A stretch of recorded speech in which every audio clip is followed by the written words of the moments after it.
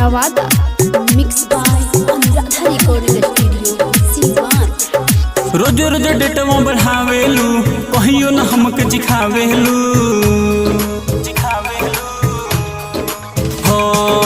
रोज रोज डेटवा बढ़ावेलू कहियो न हमके चिखावेलू। अरे ज्यादा भाव खा मत जानू बहिया में समा हो।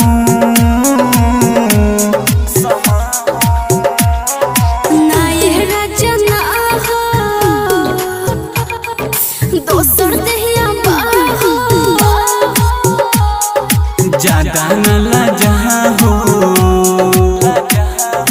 धीरे धीरे खाओ। डीजे नीतीश राज, डीजे नीतीश राज। ज्यादा न लाजा हो। मंगुरा नवादा, मंगुरा धीरे धीरे खाओ। हाँ पहले खुश रहत रहने जब कुआर।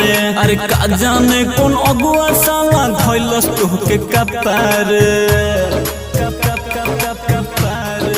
आए हाय पहले खुश रहत रहने जब कुआर।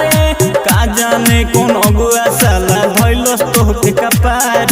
बढ़ी चढ़ी के बोले जल्दी रउआ ही बोली ऐसे जल्दी बोले राजा लागे दिल पे गोली। तुम कौन दुखवा बाटे जानू हमरा से बताओ बताओ। नाय राजा ना हो अरे दोसर देहिया हो। ज्यादा न लाजा हो धीरे धीरे खाओ। डीजे नीतीश राज, डीजे नीतीश राज। ज्यादा न लाजा हो।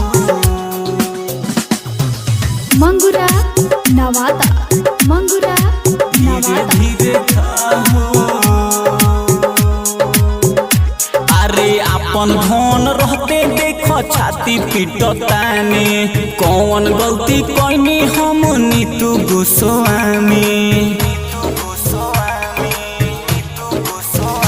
अरे अपन धन रहते देखो पीटतानी छाती। कौन गलती कइनी हम नीतू गोस्वामी।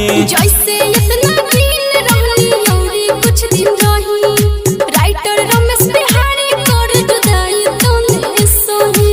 सोचतावे पांडे परन इतना न लाजा हो।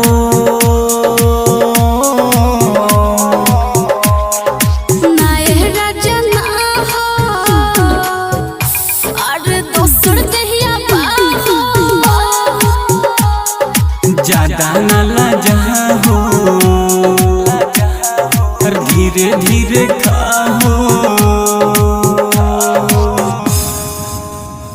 Mix by Anuradha recording studio Siwan.